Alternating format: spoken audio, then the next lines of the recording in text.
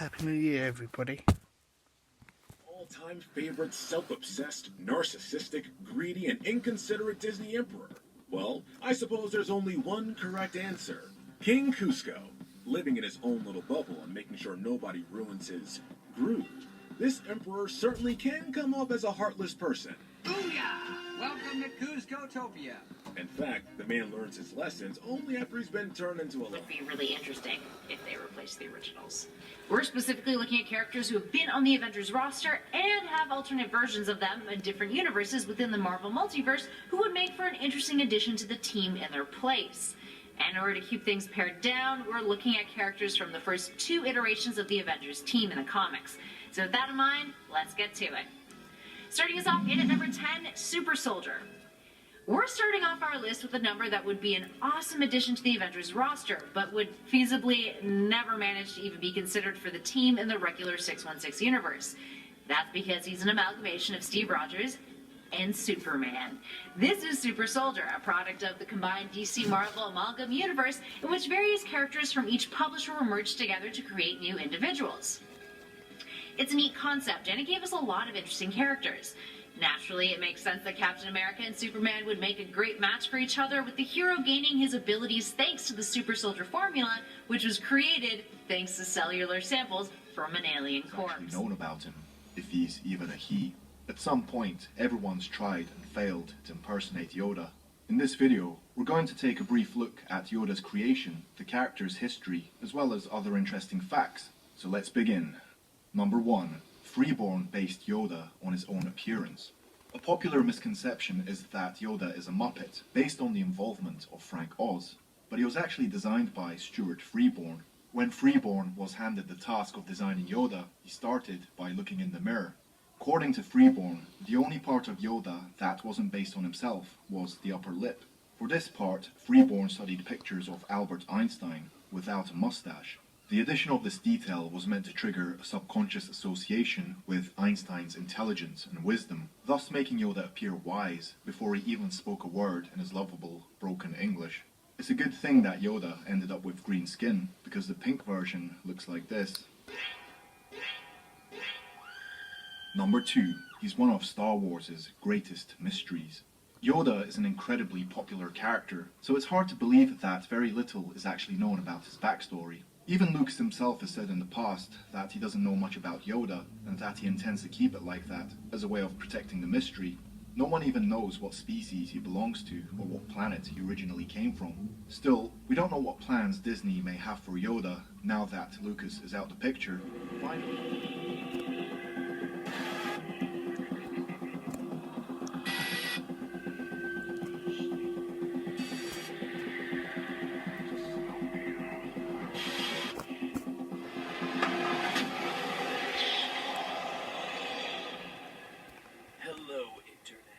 welcome to Film Theory, the show that believes we have nothing to fear but fear itself. Well, that. And demonetization! Now, as anyone who's ever watched me play a horror game can tell you, I'm a pretty big scaredy cat. But here's the thing, I'll get startled for a moment, but it's pretty rare that horror movies stick with me and keep me from getting sleep at night, because 99% of the time I can just rationalize that it's a movie. Sure, great white sharks, or genetically mutated great white sharks, or prehistoric super great white sharks are scary in the moment, but their movies are works of complete fiction. And while you certainly got some slasher movies based on real-life serial killers, I deal with psychotic people all the time. My job is on the internet, after all. Ba-doom-ching. No, what's really unnerving to me is that little voice in the back of your head that says that supernatural phenomena might actually be true, which is why the Conjuring movies tend to be so terrifying. Because not only are these films well-shot psychological horror pieces, but because they claim to be retellings of real events. If you're not familiar, the Conjuring universe includes 2 main series titles about haunted houses and demonic possessions, 2 Annabelle movies about a doll that's haunted because, I mean, just look at the thing, and now The Nun,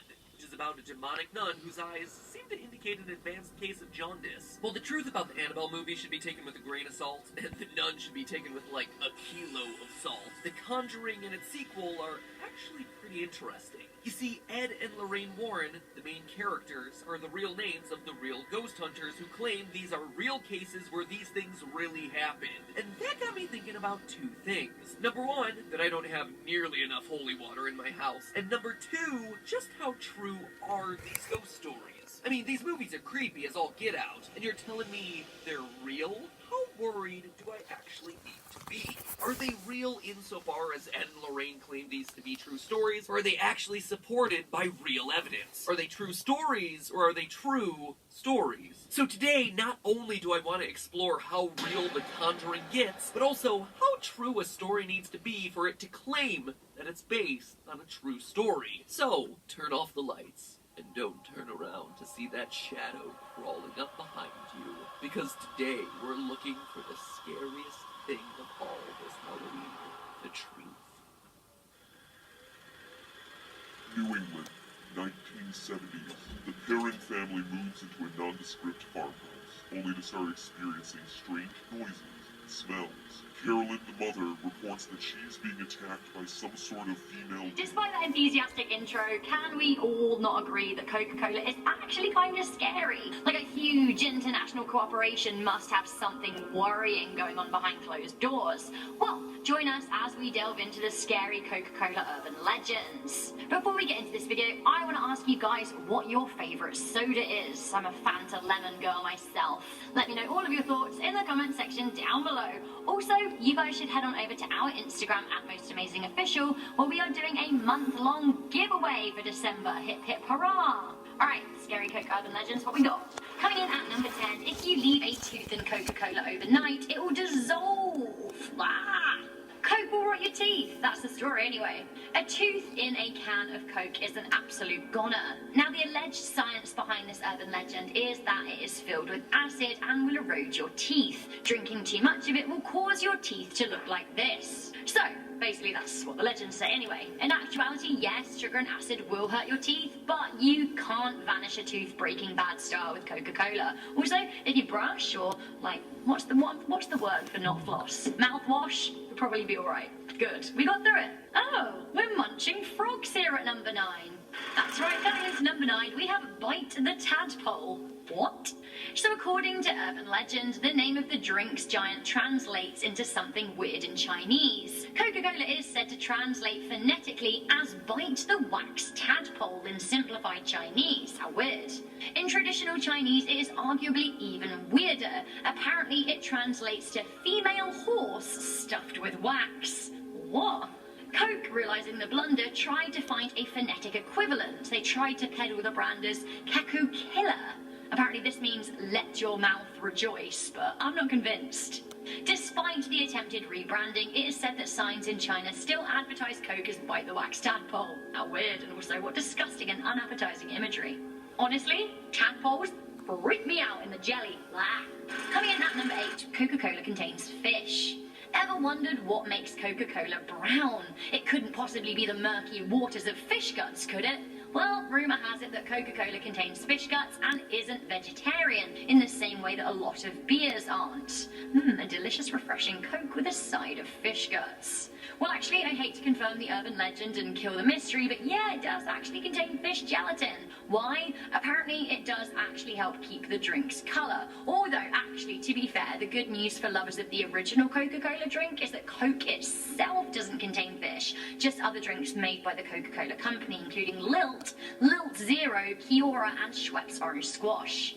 Ugh. Coming in at number 7, we have Coca-Cola is anti-Muslim. The legend goes that if positioned backwards, Coca-Cola reads No Muhammad, No Mecca in Arabic. Obviously, if that were true, it would be totally scandalous and offensive to the entire population of Muslims. That's billions of people in the world. This would be a really bad business strategy too. Here is the logo backwards, and here is the Arabic for No Muhammad, No Mecca. I guess I can see, like, some similarity, but to me the image is pretty coincidental. Arabic speakers watching this video, what do you guys think? Does it say that? Coca-Cola was established in the 1800s, and the logo, as we know it today, was constructed in 1886 in Atlanta. Now, I doubt very much in those times the people in charge had much knowledge of Arabic, but perhaps I'm wrong. Coming in at number 6, 1966, Coca-Cola invented Santa Claus. That would be scary, right? If the power of capitalism could construct one, if not the most important figures in a holiday, like, what does that say about them and the power of them to get in our minds? Hi everyone, my name is Ben Lawrence, and I'm going to be your Fast Pass Facts host. One of my favorite pieces of theme park history is the abandoned animatronics. And today we're going to be taking a look at some pretty creepy abandoned animatronics. Funtown Mountain. Funtown Mountain's history is so bizarre and tragic, it seems to be something straight out of a Stephen King novel. Back in 1969, Mammoth Cave was bringing a lot of tourists to Cave City, Kentucky, and taking advantage of this, Guntown Mountain opened in the same town. This theme park was themed entirely around the Wild West and offered guests live shows of gunslinging cowboys, a few rides, and many attractions.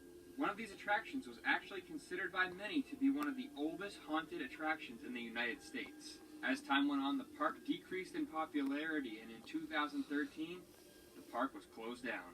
The park remained completely abandoned for 2 years until 2015, when a man named Will Russell bought the place, renamed it to Funtown Mountain, and reopened it.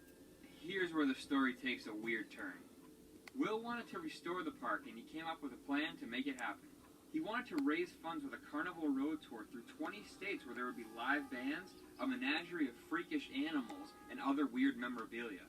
Unfortunately for Mr. Will Russell, everything that could go wrong went wrong. Ticket sales were not good. The band canceled many of their tour dates. The carnival truck lost its wheels. Everything was pure chaos. Russell lost thousands of dollars, but in spite of this disaster, he still opened the park. The park's concept was pretty interesting. They even kept some of the abandoned areas in the park, like the ride carts. It also had a souvenir shop that had unique and strange merchandise. The park also had new attractions like a neon mini-golf and a renewed haunted hotel with brand new animatronics. Funtown Mountain also had the Mitzi, Fats, and Billy Bob animatronics from the Rock Affair explosion, and a set of the Wolfpack 5 that were restored by none other than the legendary Creative Engineering and still remain in the Creative Engineering warehouse. The park remained open for less than a year because sadly Will Russell's mental health was not stable. In one of his worst episodes, Russell started destroying and vandalizing his own theme park. In another tragic episode, Russell invited guests into the park and allowed them to take whatever they wanted from it, which resulted in chaos. The Rockafire animatronics were abandoned in the dark and left to rot, just like the souvenir shop. The city officially deemed the property unfit for human occupancy and shut it down. It was bought by David Froggatt Jr. and reopened under the name Froggatt's Guntown Mountain. This new park offers guests live shows, mini-golf, and the Haunted Hotel, among other people of all ages, from kids who love candy to adults who love candy. But there's more to Halloween than that. So, here are my top 10 Halloween facts you may not know. Number 10. Poison candy. During the 70s, panic spread throughout all parents during the seemingly harmless tradition of going trick-or-treating. A boy died of a heroin overdose, and when the police were sent to investigate, they found that all was heroin and overdosed. So, to cover up the accident, they started a nationwide panic. This was, of course, the perfect cover-up, and in 1974, a father killed his own son to collect insurance money by filling his pixie sticks with cyanide. Don't look so good for the light side. In fact, when you actually hold up the Order of the Jedi to objective scrutiny, I guarantee that you'll start seeing Anakin's way of looking at things. I don't like sand. It's coarse and rough and irritating. Not on that particular issue. I started thinking about this topic after another famous Skywalker commented back in episode 8. Now that they're extinct, the Jedi are romanticized, deified. If you strip away the myth and look at their deeds, the legacy of the Jedi is failure. Hypocrisy, hubris. Well, this kind of tea spill coming from Luke was considered pretty sacrilegious, both by other characters in the movie as well as the audience watching. Luke here has a point. If you examine the movie... Really? And what weird coincidence ties together Delilah and the death of David Bowie? Pleased to meet you. Hope you guessed my name, which is Peter, of course. And here are some of the fascinating ways that literature, history, religion, and pop music inspired the hit show Lucifer. The Lucifer we're talking about, distinctly different from the one in the good book, has always been an important and potent character in the DCU, and that makes him an ideal candidate for a sinful small-screen adaptation. But who could have guessed that it would take the form of a police procedural? While his biblical origins are obvious, Lucifer, Samael Morningstar, taken from the pages of Neil Gaiman's epic Sandman series of comics and then fleshed out in Mike Carey's spin-off, really is his own brand of beast. So, in a way that would bolster his infernal ego, let's start by taking a closer look at the nuances of the main character himself. It seems that the series is mostly based on Old Testament and Hebrew Bible references, especially judging by the choice of names for many of the main characters. You know, Samael, Gabriel, Michael, and obviously that includes Lucifer himself. But our Lucy is more of a mixture that combines characteristics from different religions to give us a singular mythological figure. Lucifer, the devil, Satan, they're all typically regarded as one and the same, but interpreted through the lenses of different languages and religions. Though some see them as three distinctly different beings, our biggest hint about how Lucifer combines these three elements comes in the very first episode, where we get one of the most obvious biblical references in the form of the registration on Lucifer's classic 62 Chevrolet Corvette, the Fallen One. In the Christian Bible and the Old Testament, the fallen angel associated with the devil is more often regarded as Satan, which simply means adversary, which was more of a title than an actual character, really. However, it's in the Hebrew Bible that we get the title Son of the Morning, an angel who was cast down to earth because of his misbehavior and rebellion against God. The Hebrew Son of the Morning made its way into Latin and was used in the King James Version, the English translation of the Bible, as a proper name. You guys missed part one. What the heck are you doing with your life? Well, you know what? I got you guys. I got you. Click right over here, get caught up part one, and then this is part two. So prepare yourselves for this one, guys, because the theories on this one are even darker than part one. Well, how's it going, YouTube? I'm your host for this one, Landon Do Not Sing, and I might just sing in this video for you guys. I don't know if that's a good idea.